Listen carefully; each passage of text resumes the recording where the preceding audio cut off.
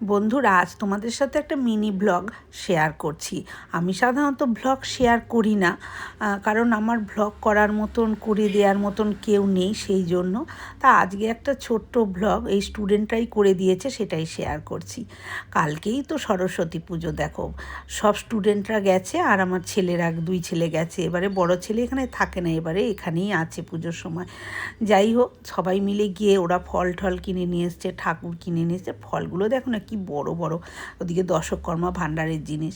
তাই এই যে ঝুড়িটা দেখছো না, এই ঝুড়িটা খালি আমি ঠাকুরের ফল ধোয়ার জন্যই ব্যবহার করি। এই আজকে নেমেছে, আবার নামবে হচ্ছে লক্ষ্মী পূজায় বা নারায়ণ পূজায়। এই বেতের ঝুড়িটা আমি ওপরে তুলে রাখি, ঠাকুরের পুজোর যখন করি তখনই ফল ধোয়ার জন্য ব্যবহার করি।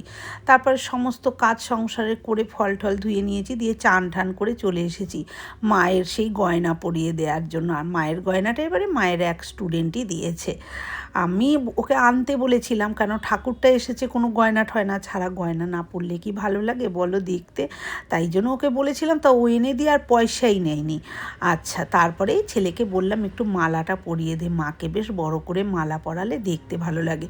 ছেলেকে বলেছি মালাটা এত বড় আনবি যেন মায়ের পা ছাড়িয়ে যায়, তাও দেখো খুঁজে পাইনি, ওরকম নিয়ে এসছে। তাই যে বড় ছেলেটাকে বললাম যে পরিয়ে দে, পরিয়ে দিলে। এদিকে আমি মায়ের ঘরটা দেখো সাজাচ্ছি।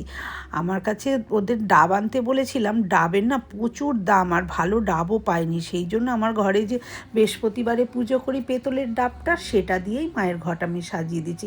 আর আমরা ঘটে জানো তো জল দিই ধান, দুব্বো, চাল, তারপরে 1 টাকার কয়েন, হলুদ, ফুল, এসব দিয়ে না আমরা ঘটে জলটা পূর্ণ করি। তোমরা কিভাবে ঘট পাতো আমাকে জানিও। তারপরেই যে গঙ্গা থেকে মাটি এনেছিল 5টা তীরকাঠির, আর ঘটের জন্য করে রাখা হয়েছে, সেখানে করা হয়েছে। তবে এবারে আলপনা দেয়া হয়নি, খালি মায়ের ওই যে রং হয় না, সে রং দিয়ে দিয়েছে।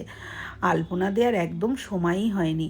তারপরে বামন ঠাকুরও এসে গেছে, গুছিয়ে যেটুকু পেরেছে বাচ্চারা গুছিয়ে দিয়েছে, আমি জাস্ট একটু হেল্প করে দিই। এবারেতে দেখো পুজো হয়ে গেছে, এবারে ঠাকুরমশাই হোমের জন্য সব করছে। যেহেতু এটা কাঠামো ঠাকুর, সেহেতু তো হোম করতে হবে। তা এই যে হোমটা হচ্ছে, আর যেহেতু ছাদে হচ্ছে পুজোটা, এত হাওয়া দিচ্ছে, দেখো হোমের আগুন কীরকমভাবে যেন ঠাকুরমশাইয়ের দিকেই ধেয়ে যাচ্ছে, সোজাভাবে আর উঠছে না, এতটাই ছাদে হাওয়া দিচ্ছে, যেমন রোদ তেমন হাওয়া। যাই হোক, আজকের ভিডিওটা এখানেই শেষ করছি। তোমাদের কেমন লাগলো কমেন্ট করে অবশ্যই জানিও। যদি ভালো লাগে একটা লাইক দিও, আর পুরো ভিডিওটা দেখার জন্য ধন্যবাদ।